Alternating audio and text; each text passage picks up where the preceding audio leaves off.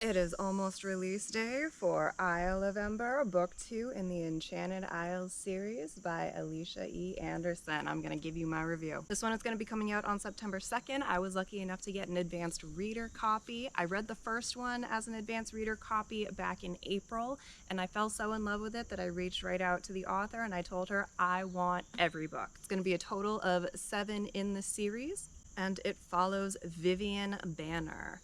Now, her homeland has been cursed. Not everybody knows this. In fact, only a select few even know that magic is real. But it is, and it's causing a lot of problems. Everyone is still suffering from its effects. As researchers, her parents were working on solving this problem. They were out hunting for solutions and disappeared. The king has now demanded that Vivienne pick up where they left off, since she was both their daughter and apprentice. She'll need to follow whatever trail her parents left, exploring each of the Enchanted Isles in turn, and bringing back the pieces of the puzzle that will solve the mystery of the curse. I'll say it, Book 2 is even better than Book 1. We've now got the world established. We know who Vivienne is. More importantly, Vivienne knows who Vivienne is. And she's really started to get a footing on this journey. Her trials in the first book have given her a confidence, and they've given her some practice and some newfound skills. In this one, she's about to find even more skills and get to start practicing with those too. One thing that this author does exceptionally well is using very small details very quickly to make a very large impact. She doesn't have to use a lot of words to paint a very vivid picture of what's going on.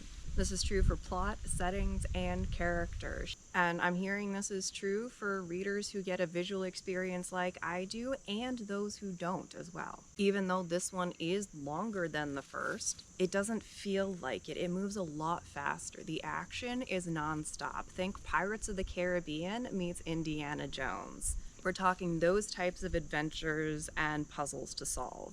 This author is also very, very good about causing you to feel very strongly about characters. Those sailing on the Zephyrus, along with Vivienne, are so lovable, and we have several new allies in this book that you're gonna fall in love with as well.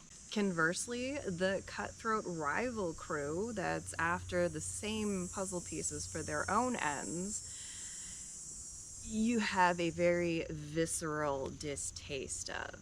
It seems to almost ooze off the page. You can feel it. But again, it's accomplished with these very small details. I also really enjoy the dynamics that we see between characters. Not only is it overflowing with phenomenal banter, but I really like the way that friends treat each other. There's a lot of openness and raw honesty between them, and I liked seeing that when toxic elements did start forming between two in a relationship, it was addressed straight on between friends. It was never romanticized or ignored. Truthfully, I'm just having so much fun with this series. I'm excited to go through this whole journey alongside Vivienne and the crew. The next book, I'm not going to give you any spoilers, but it sounds particularly exciting. I feel like the series is still ramping up, and it's so much fun already. Like I said, this one's going to be coming out on September 2nd, so just a few days now. If you pre-order from the author's website, you're also going to be getting like all these cute little handwritten cards, and I think there's stickers, and depending on how many pre-orders we get, it's going to go up different tiers of bonuses, but I'm really looking forward to it, and I hope you'll get your hands on a copy as well. As always, there is a longer write-up of all of this, along with content warnings available on my website at writing.hallidaynelson.com, and I want to know what you are reading too. No matter how big my TBR pile gets, it can always get a little bit bigger. Happy reading.